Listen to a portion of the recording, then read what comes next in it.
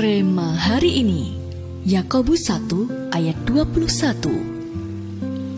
Sebab itu buanglah segala sesuatu yang kotor dan kejahatan yang begitu banyak itu, dan terimalah dengan lemah lembut firman yang tertanam di dalam hatimu, yang berkuasa menyelamatkan jiwamu.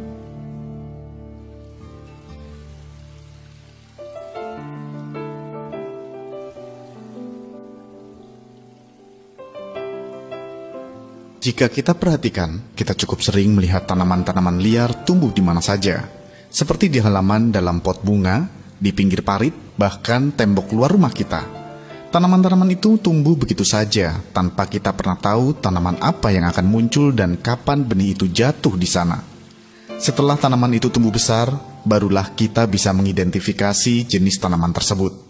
Rosa pun awalnya tidak menyadari adanya serumpun kecil tanaman yang tumbuh tepat di samping pagar rumahnya. Saat melihat dan hendak mencabutnya, Rosa tertarik dengan bentuk daunnya yang unik. Lalu ia memutuskan untuk membiarkannya terlebih dahulu.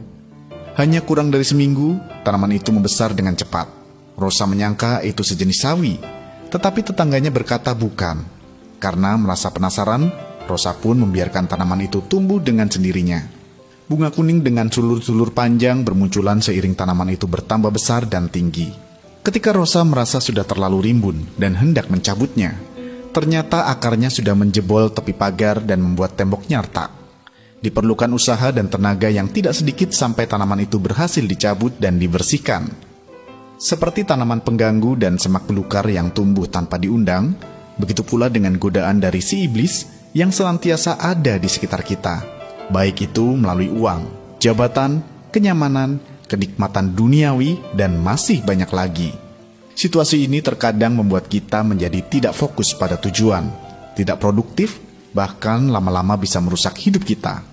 Padahal, seperti semak duri yang berkompetisi, bersaing, dan merebut nutrisi tanaman yang sengaja ditanam supaya berbuah, bermacam godaan ini pun membuat hidup kita tidak bisa berbuah lebat.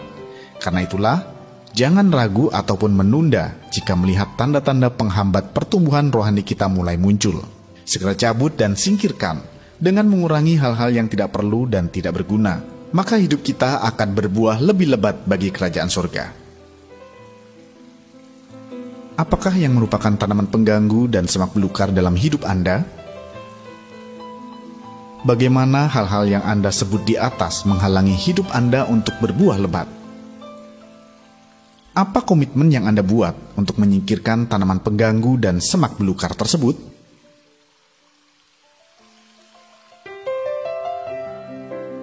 Tuhan Yesus, ampuni kami jika kami masih saja membiarkan hal-hal yang membuat hidup kami menjadi tidak produktif. Tolong kami Tuhan untuk menyingkirkan semua yang mengganggu dan menghalangi pertumbuhan kami, sehingga hidup kami memberikan buah yang lebat untuk kerajaan-Mu.